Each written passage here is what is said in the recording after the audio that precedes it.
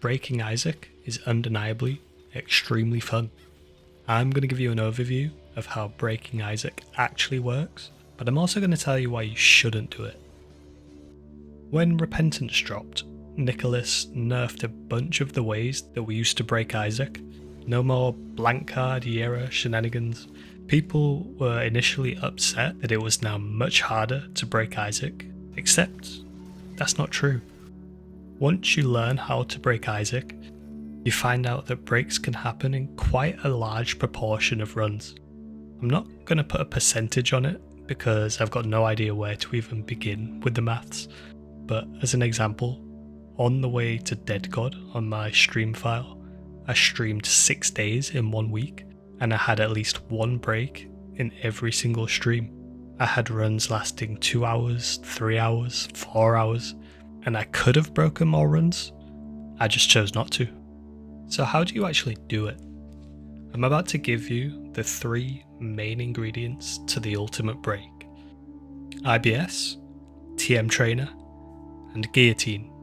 Whoops. That's my list of least favourite items, my bad. Here are the 3 main ingredients to the ultimate break: spin down dice, infinite charges, and magic skin?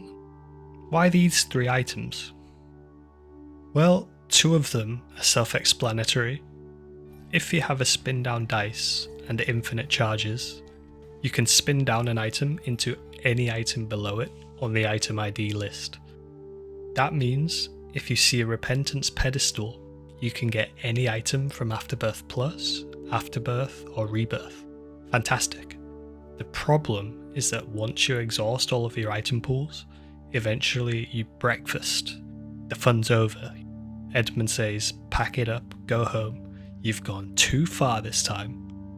The solution to breakfast is Magic Skin. Once you use it 1 time and receive your broken heart, any new item you see has a 33% chance of turning into Magic Skin. Importantly, Magic Skin is way up in the item list, being a Repentance item, and importantly is above Arky, School Bag, Moving Box, all the other juicy items that make your break truly come to life. Once you obtain these 3 components, congratulations! You can now truly do anything you want in Isaac. You can craft infinite Arkeys. You can put a bunch of cool stuff in a moving box. You can make a clicker, turn into other characters. You can complete any mark on any character. And I'm glossing over some slight technical difficulties that you can run into, but we don't need to worry about that right now. But how? How do you get these 3 components on a run? I mean, you can't just rustle up a spin down and a magic skin out of nowhere, right? Well, there are many routes into this break. There's a number of other items to keep your mind on and pick up during runs that'll help. Let me show you a couple of examples. As a first example, in this run, I broke the game with the help of my chat by using Yera plus Wildcard. This is a broken synergy. When you do this, you can take any consumable on the floor and duplicate it as many times as you wish by simply dropping the wildcard, using Yera, then picking up the wildcard or a wildcard and duplicating again, infinitely many times. There's many ways to proceed from here, and it entirely depends on your run, but in this one, I had a room bag, and as a result I happened to have a Perthro available, which meant I was able to get infinite batteries from the shop and infinite dice rolls from the Perthro. Using those dice rolls, it's easy enough to find a Diplo in the shop, which then has its own disgusting synergy with Wildcard.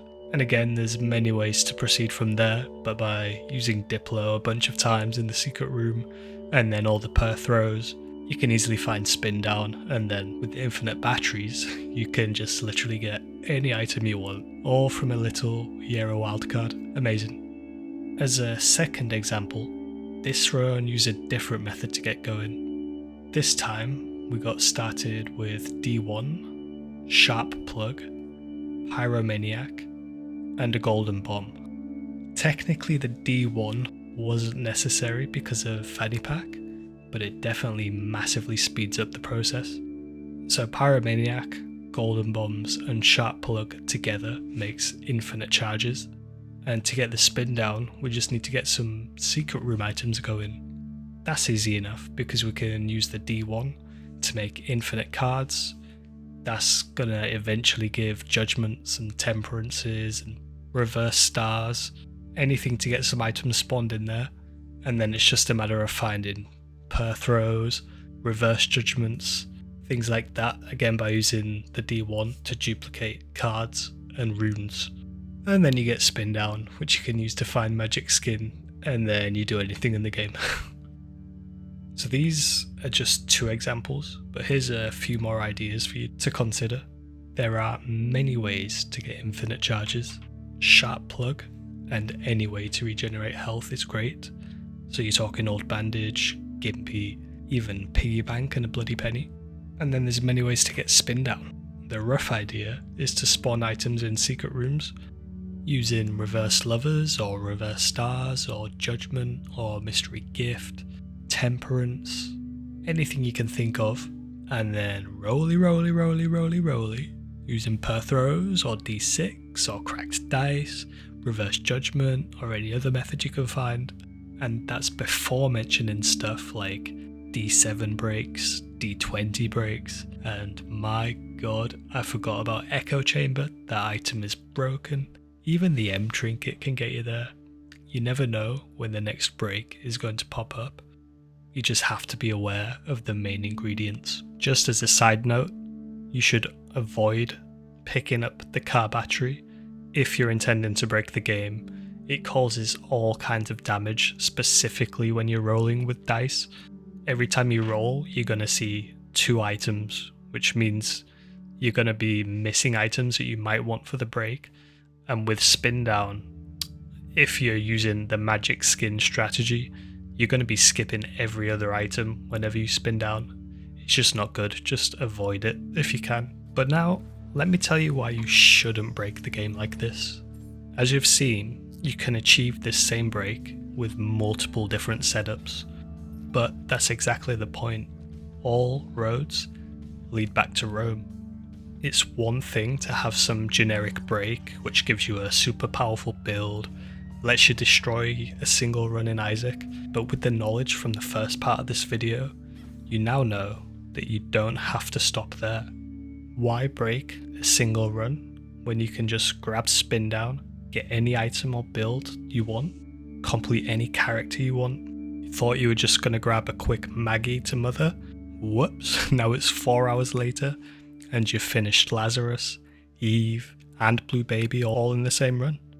When you break Isaac, you can turn any run into a 3-hour, 4-hour, even an infinitely long bonanza. Literally whatever you want to do. You can speedrun Dead God, you can become a Cthulhu warrior, you can turn the Keeper into an unkillable beast. But when you do this, you're robbing yourself of the experience of actually playing Isaac. When you click her into Tainted Eve and do all of her marks in one disgustingly strong run, you never get to experience how good Tainted Eve actually is to play. Every run just becomes the same, every run. Instead of starting a run and making interesting choices about which deal you should take depending on the amount of health you've got, if you've been hit, and managing the risk of choosing wrong, you end up sat in a secret room, toiling away, creating pedestals, rolling items until, whoops, I'm a windmill and nobody can ever hurt me ever again. You lose all the satisfaction of building a beautiful run. It becomes difficult to play a normal run of Isaac without spotting one of these items and here I go breaking again. I'm not saying you shouldn't break Isaac. Like I said at the start of the video, it's undeniably really fun. It's novel. It can feel amazing, to just destroy a bunch of bosses that you've been grinding and the marks that you've been struggling to achieve. But you really don't need to do these ultimate breaks. My advice would be to just set yourself some limits. Break the game, gather all the dopamine, and build that dream build that you always wanted to try, but limit yourself to a single Archie. This is what I try and do now. So this way, you can get a few extra marks on a single character, but you're not ruining the experience of playing a single character. or even multiple characters in a single run, get ridiculously strong, but only use it to beat the mark that you were going for. Finally, don't let me tell you how to play. If you want to truly break Isaac, go and do it. Nobody's stopping you. It's your game. The point of this video is just to get across my opinion that breaking Isaac in this way, it reduces the fun factor of the Isaac experience, and that's why I'll be sticking to my self-imposed limit. I want to thank my members for helping to make videos like this possible. A lot of work went into this one. If you enjoyed it, I'd greatly appreciate it if you dropped a subscription, a like, a comment, all the juicy algorithm fuel that lets more people see it. Thank you for watching, and as always, I'll catch you in the next one.